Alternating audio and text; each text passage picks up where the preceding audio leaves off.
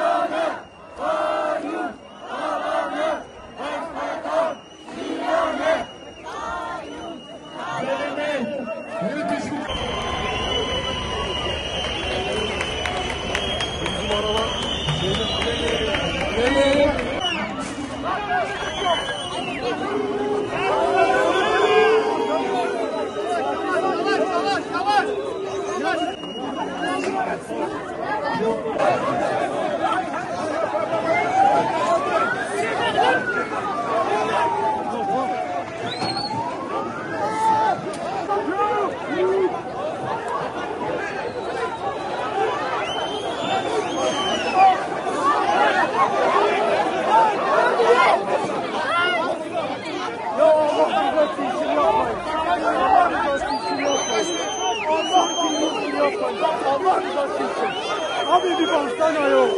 Hiçbir Allah'ımız yok.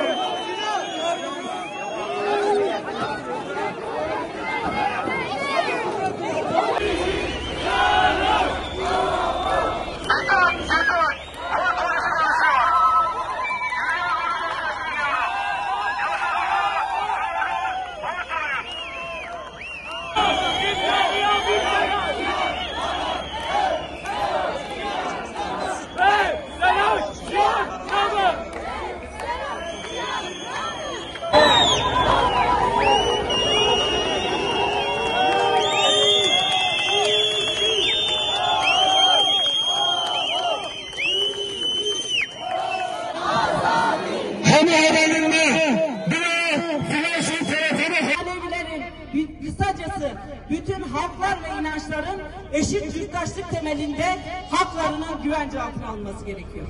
Bu bir süreç. Bugünden yarına olmayabilir. Ama en nihayetinde gideceğimiz yol özgürlüktür. Gideceğimiz yol devlette tüm yoldaşların eşit yurttaşlık temelinde haklarının tanınmasıdır. Sevgili arkadaşlar, 27 Şubat çağrısıyla Sayın Öcalan'ın başlattığı süreç, daha doğrusu Devlet Bahçeli'nin çağrısı, Sayın Öcalan'ın da buna verdiği cevapla birlikte gerçekten Türkiye halkları açısından yeni bir kapı aralanıyor. Bu kapıyı açık tutmak devletin sorumluluğunda. Biz siyasetçiler olarak da, kadınlar olarak da bu kapıyı açık tutmak için mücadele ediyor, direniyor ve barışta ısrar ediyoruz. Savaşa hayır diyoruz. Çözümsüzlüğe hayır diyoruz. Demokratik siyasetin kanallarının açılmasını istiyoruz. Ve taleplerle bitiriyorum. Arkadaşlarımızın metninde de vardı. Biz kadınlar olarak da Ankara'da da bu talebimizi ifade ettik. Derhal mecliste oluşturulan komisyon İmralı'ya gitmeli, Sayın Öcalan'ı da dinlemelidir. Devleti dinledi, taraflardan biri olan Sayın Öcalan'ı da Kürt tarafında dinlemelidir. İkincisi, bu sürecin bir daha asla demek için, bir daha silahlar konuşmasın diye, halklar konuşsun, insanlar konuşsun, kadınlar konuşsun, gençler konuşsun, ekolojistler konuşsun, işçiler konuşsun. İşte burada emeği gasp edilen, kayyum marifetiyle işten atılan işçiler konuşsun diye hukuki adımların atılması, yani sürecin siyasi güvenceye kavuşması için gerekli adımların atılması için yasal çerçevenin hazırlanmasına ihtiyaç var. Sevgili arkadaşlar, terörle mücadele kanunu kaldırılmalıdır. Amasız fakatsız. Terörle mücadele kanunu özgürlüklerin önünde engeldir. Yine demokratik siyasetin önü açılmalıdır. Zindanlardaki siyasetçiler serbest bırakılmalıdır. Bir yandan barış deyip bir yandan gözaltı tutuklama siyasetine devam edemezsiniz ya da zindanda siyasetçileri rehin tutmaya devam edemezsiniz.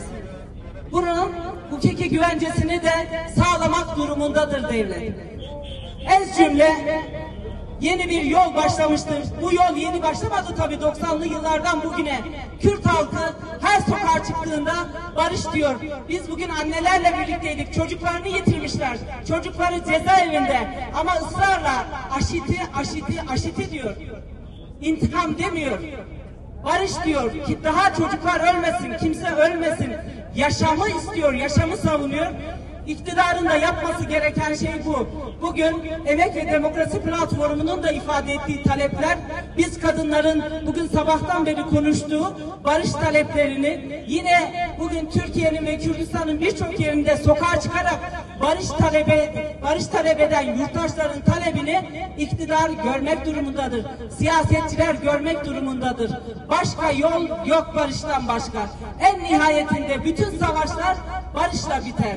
Daha fazla insan kaybı olmadan, daha fazla ekonomik kayıp olmadan, doğamız daha fazla talan edilmeden yaşanabilir bir dünya kalabilsin diye hepimizin barışa ihtiyacı var diyor.